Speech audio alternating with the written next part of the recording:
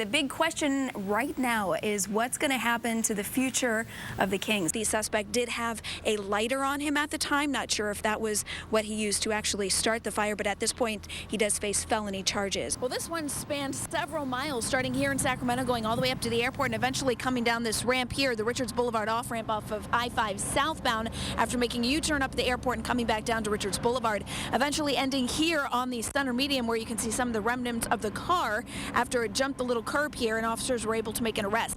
And it's going to be a big one, according to some folks. Now, take a look. Now that we have a little more daylight out here, you get the idea of kind of just how bad the damage was. This entire open space earlier was covered by a play structure, and I was out here actually the day that crews started tearing down some of the charred remains after an arsonist struck in July, destroying that entire play structure. Expect to get here early. There's going to be beefed up security with the college campus police as well as the Secret Service, so you can imagine it's probably going to be pretty hard to get around here a little bit later on today. And if you are traveling out here maybe early, layer up. It's cold now, but temperatures expected to warm up later this afternoon. Well, this next story kind of right up there with those theft stories. The search on now for a driver who slammed his truck into a Carmichael liquor store, injuring a clerk.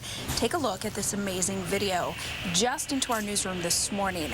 The white truck plows through the front of a convenience store on Fair Oaks Boulevard, pinning the clerk inside.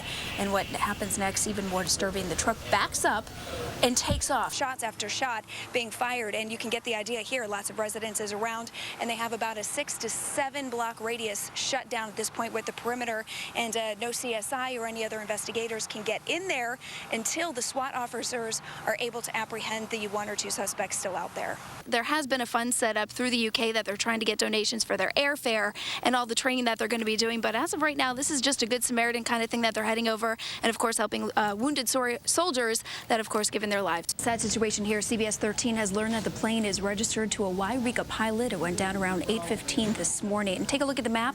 Just seconds after takeoff at the Truckee Tahoe Airport, that's located just a few miles outside of the Placer County area in Truckee along I-80. These are pictures just now coming in to the CBS 13 newsroom. The FAA says a single-engine Piper Comanche crashed through the roof of a hangar. Officials report the pilot was the only one on board and did die in the crash. The entire wreckage, save a portion of one wing, remains in the hangar. The FAA and the NTSB are now investigating. Here's what a Piper Comanche looks like. We're told they're primarily used for private aviators and flight schools, averaging about $20,000 to $40,000.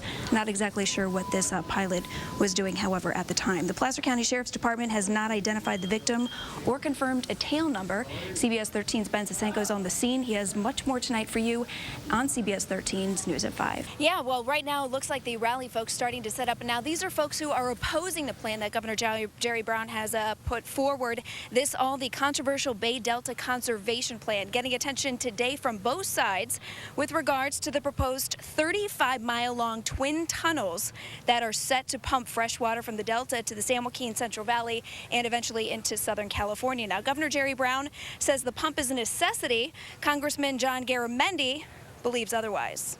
That a healthy Delta ecosystem and a reliable water supply are profoundly important to California's future. This proposal balances the concerns of those who live and work on the Delta, those who rely on it for water, and those who appreciate its beauty, its fish, waterfowl, and wildlife. The Delta needs help, but this proposal also calls for a dual conveyance, that is, both to take water out of the Delta and to take water around the Delta. Yet there's absolutely nothing in this about protecting the Delta levees. Now, it's kind of interesting. We've been out here this afternoon talking to folks not affiliated with the rally here, of course, opposing the plan, asking them, hey, do you first off know about this plan and what do you think about it? And most folks saying, hey, I've never even heard of this. So unless you're living around the Delta, the Central Valley, or maybe SoCal, you might not be familiar with it. However, it will impact all West Coasters either way. So the project could take several years to complete, test, and could cost upwards in the billions of dollars. The crime scene tape has gone up, and I was asking, why are there so many officers out here? And they said, why do you think? And I said, well, hey, maybe you caught somebody. And they said, yes, we did. So we ran out, tried to track down the suspect and take a look at what we found. In the back of a cop car, shortly after the fire broke out, officers were able to make an arrest. And we're told this man, a 53-year-old man, said to be the homeowner of the home, allegedly set his own home on fire. And police say that he did admit to doing that. The reason for that being, we don't know. And it does appear that he was the only person home and plant does live alone at the time. But take a look at what the flames look like when we first arrived on the scene. We could see them about 9 minutes away, about 10 minutes away off Lauren Road when we were coming from our first fire of the morning. That went also suspicious. But since then, crews were able to get things knocked out pretty quickly. Unfortunately, it does look like the entire house has been destroyed. Good morning. Unfortunately, a very sad morning for a lot of folks here around Sacramento and for the employees here at the Campbell Soup Company. Some of them have been working here basically all of their adult life, some of them even starting off as teens. We're hearing today officially from the Campbell Soup Company that they are shutting down this plant completely come July 2013. As of today and tomorrow, production has been halted. They will restart again on Monday and then start phasing out departments with a full-on closure by next summer. We spoke to several employees as they were leaving, and it was just a very somber, sad feeling that we got from everyone leaving today. What was the reaction right after they announced it? It was really quiet. Yeah, they closed the plant. So what does this mean for you? It's so sad. How long have you been working here? 22 years. You look visually upset. Well, this is a tough day. You know, I mean, this is a tough day for the company. It's a tough day for employees. No one likes to do this. And that last gentleman that you just heard from, he's one of the corporate spokesperson in from New Jersey to officially give the word to the employees this morning at a 6 o'clock meeting today. And get this is all unfolding very quickly. Yesterday, the employees were informed of this meeting today. Everyone, all 700 employees were invited. About 400 showed up for the half-hour meeting. And only 2 days ago, Halisa, the company decided that they were going to shut down this plant. So all of this unfolding very quickly. This is the company's oldest U.S. facility, built back in 1947. Unfortunately, they say it is also the most cost ineffective, with too much production and not enough profit. 2 crashes sent 6 people to the hospital in just one day. A BMW and a pickup smashed earlier in the day. Then a second crash happens on West Lane and Swain Road in Stockton. Officers on the scene don't know what caused the crashes, but the impact threw at least 1 person from the car. 5 others were injured. San Bruno officials say PG&E has paid the $70 million in restitution stemming from a 2010 blast that killed 8 people. The money will be managed by a nonprofit organization, but could take up to a year to set up. PG&E still faces other fines in the explosion that destroyed 38 homes. And Marin County kind of scrambling now to convince filmmaker George Lucas to continue building a movie studio there. But could be a little too late. Lucasfilms decided to scrap its planned Grady Ranch project after regulation issues and backlash from homeowners in the area. George Lucas, of course, well known pretty much everywhere for being the filmmaking star behind Star Wars and Indiana Jones. And it was a year ago that Brian Stowe was attacked and beaten into a coma for wearing a Giants jersey at a Dodgers game. And at the Giants home opener in San Francisco, he made a special appearance. Good job. Good luck, son.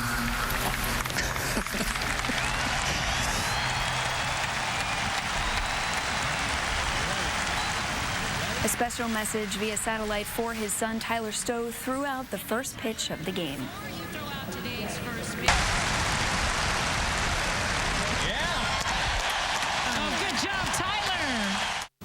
Good arm. Brian Stowe's family says he's still trying to relearn basic skills. The Giants went on to win 5-0 over the Pirates, holding them to just 1 hit. And a Bay Area company recalling thousands of pounds of tuna after a recent outbreak of salmonella. The FDA has announced a voluntary recall of nearly 60,000 pounds of yellowfin tuna back meat, the same kind used to make dishes like this that you're seeing on your screen right now in a tuna hand roll. It's mostly found in sushi. I would probably never eat it again. Right now, 116 people in 20 states have become sick. So far, no reports of any sickness just yet in California. And San Diego Top Chefs stuffed their faces for bragging rights in this year's annual Shuck and Swallow competition. Different teams from various restaurants competed to see who could down the most oysters in 10 minutes. The winning team swallowed 145. Yow, and likely had the advantage because they were all from the same oyster bar.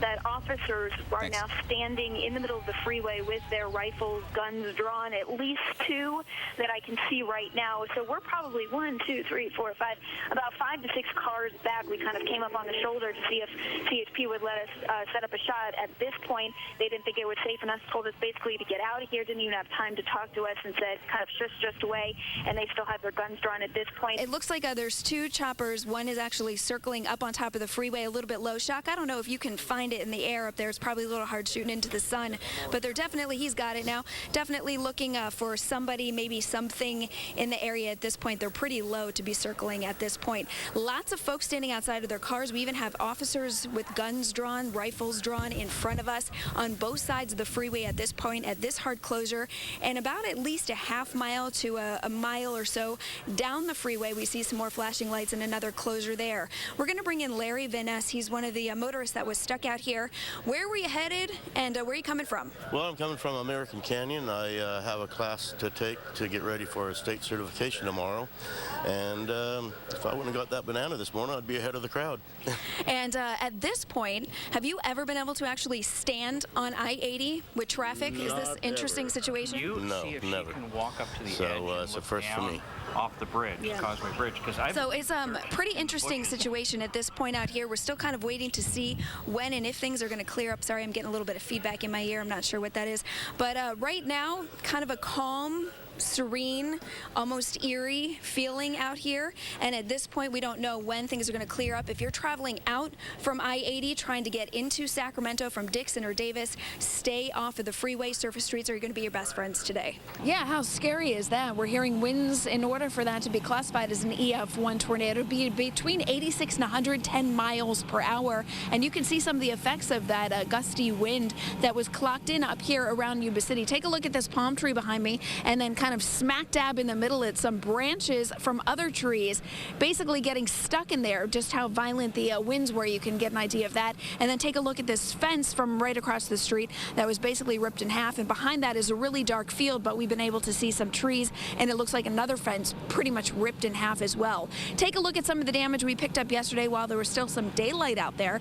Roof tiles being ripped off of one house, some sheds being flipped over, power lines were down in some areas, and debris basically scattered throughout the region. Thankfully, nobody was hurt. You don't imagine just going to work and coming home and seeing your house all dismantled. So the National Weather Service again confirming that in Yuba City there was an EF1 tornado that touched down. When they get a little more daylight out around the 7 o'clock, 7:30 hour, they're hoping to have some crews out to kind of officially determine where that exactly touched down. And at this point, as soon as we get some more daylight out here, we'll be able to assess the damage here. But from what we see, pretty much nothing to the left of me here. It's just what we're seeing on this side of the property is the damage for now. New this morning, a driver now under arrest after being accused of slamming his truck into a Carmichael store, injuring a store clerk. Take a look at this amazing video. A white truck comes plowing through the front of a convenience store, pinning the store clerk behind the counter. A shelf falls on top of him too. And what happens next, even more disturbing, the truck backs up and takes off. The man behind the counter suffered minor cuts and bruises, was taken to a local hospital with minor injuries. And the driver, now from CHP, saying they have him in custody. We'll have more this afternoon on how those events unfolded. If you've been to the pump in the last few days, your wallet's probably feeling the pinch at the latest pricing. Consumers pretty stressed out. Prices so bad that the gas station posted a handwritten apology at one.